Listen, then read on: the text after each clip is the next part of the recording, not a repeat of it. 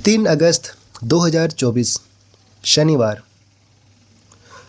और आज का पहला पाठ है यिर्मयाह का ग्रंथ अध्याय 26 पद संख्या 11 से 16 और 24। याजकों और नबियों ने शासकों और समस्त जनता से कहा, यह व्यक्ति प्राणदंड के योग्य है। इसने इस नगर के विरुद्ध भविष्यवाणी की है, जैसा कि आपने अपने कानों से सुना है। किंतु यिर्मयाह ने शासकों और समस्त जनता से कहा, तुम लोगों ने इस मंदिर और इस नगर के विरुद्ध जो भविष्यवाणी सुनी है, मैंने उसे प्रभु के आदेश से घोषित किया है। इसलिए अपना आचरण सुधारो, अपने प्रभु ईश्वर की बात सुनो, जिससे उसने जो विपत्ति भेजने की धमकी दी है वह उसका विचार छोड़ दे। मैं तो तुम्हारे वश में हूँ, जो उचित और न्यायसंगत समझते हो वही मेरे साथ करो। किंतु यह अच्छी तरह समझ लो कि यदि तुम मेरा वध करोगे तो तुम अपने पर, इस नगर और इसके निवासियों पर निर्दोष रक्त बहाने का अपराध लगाओगे, क्योंकि प्रभु ने ही तुम्हें यह सब सुनाने मुझे तुम्हारे पास भेजा है। इस पर शासकों और समस्त जनता ने याजकों और नबियां से कहा, यह व्यक्ति प्राणदंड के योग्य नहीं है। यह हमारे प्रभु ईश्वर के नाम पर हमसे बोला है। शाफान के पुत्र अहीकाम ने यिर्मयाह की रक्षा की और उसे लोगों के हाथ नहीं पड़ने दिया जो उसका वध करना चाहते थे। यह प्रभु की वाणी है। ईश्वर को धन्यवाद। संत मत्ती का सुसमाचार अध्याय 14 पद संख्या 1 से 12।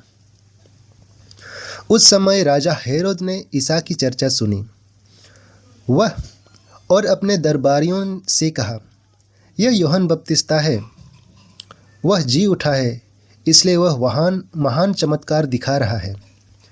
हेरोद ने अपने भाई फिलिप की पत्नी हेरोदियस के कारण यूहन्ना को गिरफ्तार किया और बांध कर बंदीगृह में डाल दिया था, क्योंकि यूहन्ना ने उससे कहा था, उसे रखना आपके लिए उचित नहीं है। हेरोद यूहन्ना को मार डालना चाहता था, किंतु वह जनता से डरता था जो यूहन्ना को नबी मानती थी।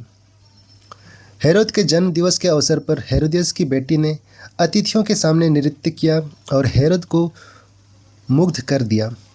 इसलिए उसने शपथ खाकर वचन दिया कि वह जो भी मांगेगी उसे दे देगा। उसकी माँ ने उसे पहले ही सिखा दिया था, इसलिए वह बोली, मुझे इसी समय थाली में यूहन्ना बपतिस्ता का सिर दीजिए।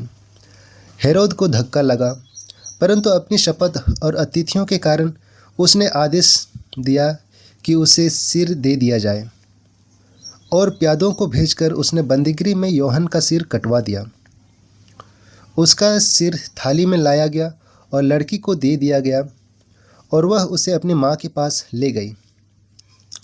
यूहन्ना के शिष्य आकर उसका शव ले गए।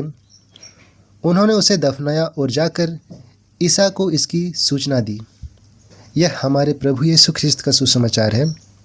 ख्रिस्त की जय। तो चलिए आज के मनन चिंतन पर हम थोड़ा मनन चिंतन करते हैं, जो ग्वालियर धर्म प्रांत के फादर जॉनसन बी मरिया के द्वारा है। और वे कहते हैं, आज के दोनों पाठों में हमें एक समान परिस्थिति दिखाई देती है। जहां पहले पाठ में नबी यिर्मयाह को अत्याचार का सामना करना पड़ता है, क्योंकि वह प्रभु की सत्यवाणी को लोगों तक पहुंचाना चाहता था। भले ही उसके शब्द सुनने में प्रिय नहीं थे, लेकिन वे सत्य से पूर्ण थे। वे ईश्वर के शब्द थे। मंदिर के दूसरे पुजारी और नबी सत्य और ईमानदारी का जीवन नहीं जी रहे थे। वे अपना जीवन ईश्वर की इच्छानुसार नहीं जी रहे थे। वे बुराई के कार्यों में लिप्त थे, ऐसे कार्य जो उन्हें ईश्वर से दूर ले जाते थे। इसी प्रकार आज के सुसमाचार में हम यूहन्ना बपतिस्ता को देखते हैं, जिसने हेरोद और उसके भाई की पत्नी हेरोदियस के काले कारनामों का खुलकर विरोध किया। वे दोनों अनैतिक जीवन जी रहे थे, जो ईश्वर की नज़रों में अप्रिय है। नबी यिर्मयाह और यूहन्ना बपतिस्ता दोनों को इस दुनिया को सही रास्ता दिखाने के कारण दुख और अत्याचारों का सामना करना पड़ा था। आज हम नबी यिर्मयाह और यूहन्ना बपतिस्ता के समय से अधिक पापी संसार में हैं। आज हम देखते हैं कि लोग नैतिकता और नैतिक मूल्यों से अनजान है। बुराई फल फूल रही है। लोग ईश्वर की राह से अपनी आँखें और कान बंद कर लेते हैं। लोग दुनिया के पापी मार्गों पर भटक जाना पसंद करते हैं, जो उन्हें ईश्वर से दूर विनाश की ओर ले जाते हैं। आज के पाठ हमें नबी यिर्मयाह और यूहन्ना बपतिस्ता की तरह ईश्वर की वाणी का माध्यम बनना है, भले ही इसके लिए हमें कितने भी कष्ट और अत्याचार क्यों न सहना पड़े। इस जिम्मेदारी के लिए ईश्वर ने हम में से प्रत्येक को व्यक्तिगत रूप से चुना है।